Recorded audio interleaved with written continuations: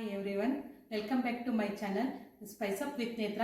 ಇವತ್ತು ನಾನು ಒಂದು ಹಸಿಮೆಣಸಿನಕಾಯಿ ಚಟ್ನಿಯನ್ನು ಮಾಡ್ತಾ ಇದ್ದೀನಿ. ಈ ಹಸಿಮೆಣಸಿನಕಾಯಿ ಚಟ್ನಿ ಅಕ್ಕಿ ಕಡಬೇಕು ಮತ್ತು ಅಕ್ಕಿ ರೊಟ್ಟಿಗೆ ಸೂಟಬಲ್ ಆಗೋಂಥ ಚಟ್ನಿ.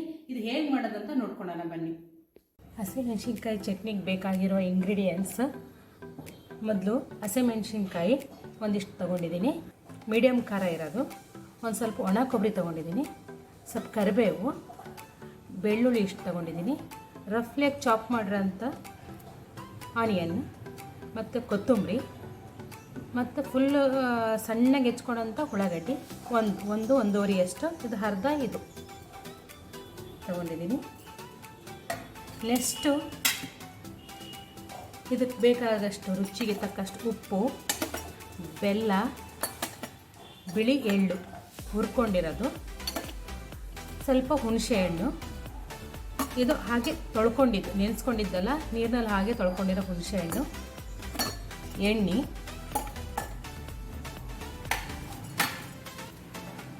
ಒಗ್ಗರಣೆಗೆ ಬೇಕಾಗೋಂಥದ್ದು ಒಗ್ಗರಣೆ ಕಾಳು, ಕರಿಬೇವು, ಜೀರಿಗೆ, ಸಾಸಿವೆ. ಈಗ ಒಲೆ ಮೇಲೆ ಒಂದು ಬಾಣಲೆ ಬಿಸಿ ಇಟ್ಕೊಳ್ಳೋಣ. ಇದಕ್ಕೆ ಒಂದೊಂದೇ ಹಾಕ್ಕೊಂಡು ಹುರ್ಕೋಬೇಕು. ಫಸ್ಟಿಗೆ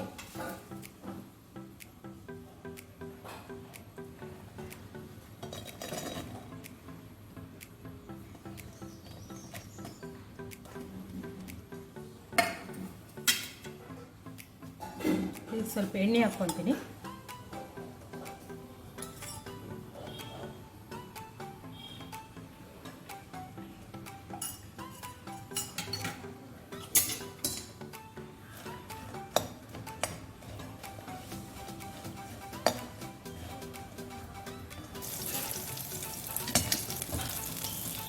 ಈಗ ಮೆಣಸಿನ್ಕಾಯಿ ಆಗಿದೆ, ಹೀಗೆ ಒಂದೊಂದೇ ಹುರ್ಕೊಂಡು ತಗೊಳ್ಳೋಣ.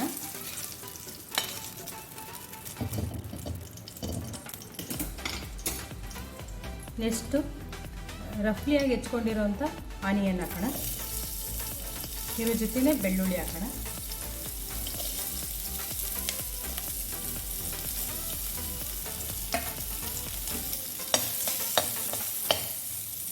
ಇದು ಒಂದು ಸ್ವಲ್ಪ ಕೆಂಪಾಗಲಿ.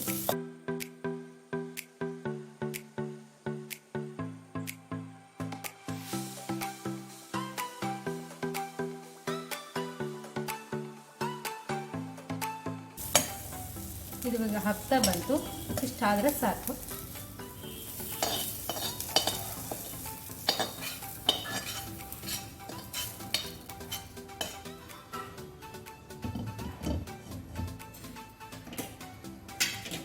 ನೆಕ್ಸ್ಟ್ ಕೊಬ್ಬರಿ, ಕರಿಬೇವು ಇವೆರಡು ಹುರ್ಕೊಂಡು ತಗೊಳ್ಳೋಣ.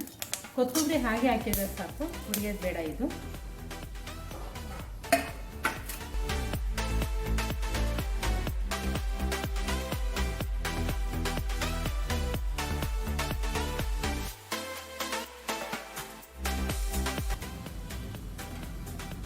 ಈ ಸಣ್ಣದಾಗಿ ಹೆಚ್ಕೊಂಡಿರ್ತೀವಲ್ಲ ಉಳ್ಳಾಗಡ್ಡಿ, ಇದು ಒಗ್ಗರಣೆಯಲ್ಲಿ ಹಾಕಬೇಕು. ಇವಾಗ ಒಂದು ಮಿಕ್ಸರ್ ಜಾರ್ ತೊಗೊಳೋಣ. ಇವಾಗ ಇದು ಹಾಕ್ತಾ ಬಂತು, ಆಫ್ ಮಾಡಿಬಿಡೋಣ ಹೊರೆ.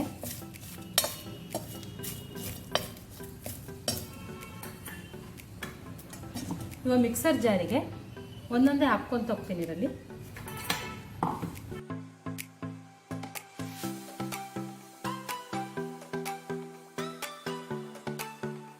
ಇಟ್ಕೊಂಡಿರೋಂಥ ಎಳ್ಳು,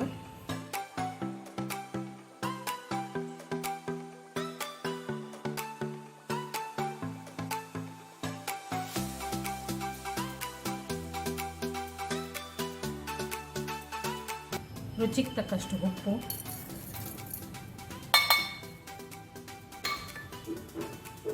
ಬೆಲ್ಲ,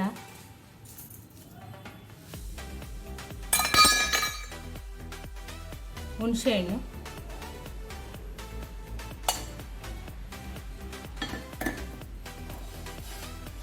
ಇದನ್ನ ಮಿಕ್ಸರ್ ಮಾಡ್ಕೋಬೇಕು. ಇವಾಗ ಅದು ಇಷ್ಟು ಗಟ್ಟಿಯಾಗಿ ರುಬ್ಕೋಬೇಕು. ಇದನ್ನ ಇವಾಗ ಒಂದು ಬಾಣಲೆಯಲ್ಲಿ ಎಣ್ಣೆ ಕಾಯಿ ಇಟ್ಕೊಳ್ಳೋಣ ಒಗ್ಗರಣೆ ಸಲುವಾಗ. ಇವಾಗ ಎಣ್ಣೆ ಕಾದ್ಮೇಲೆ ಸಾಸಿವೆ, ಜೀರಿಗೆ, ಕರಿಬೇವು,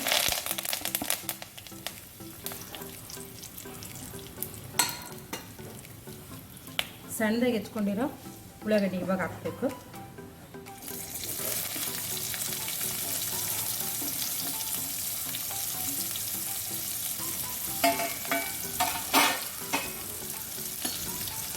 ಇದು ಸ್ವಲ್ಪ ರೋಸ್ಟ್ ಆಗುತ್ತೆ.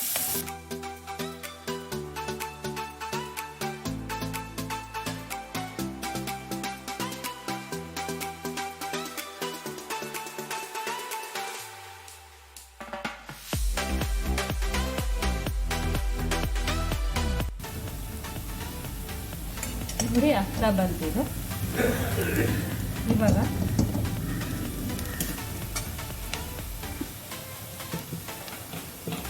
ಈ ಚಟ್ನಿ ಮಾಡ್ಕೊಂಡಿರ್ತೀವಲ್ವ, ಇದನ್ನು ಒಗ್ಗರಣೆಯಲ್ಲಿ ಹಾಕಬೇಕು.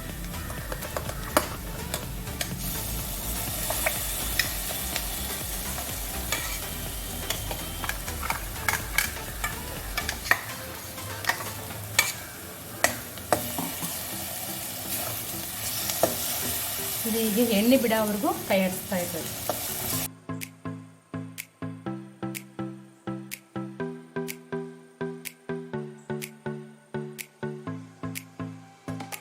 ನೋಡಿ ಬಿಟ್ಕೊತಾ ಇದೆ ಇದು.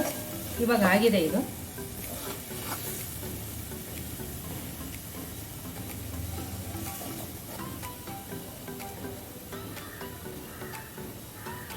ಚಟ್ನಿ ರೆಡಿ ಆಗಿದೆ.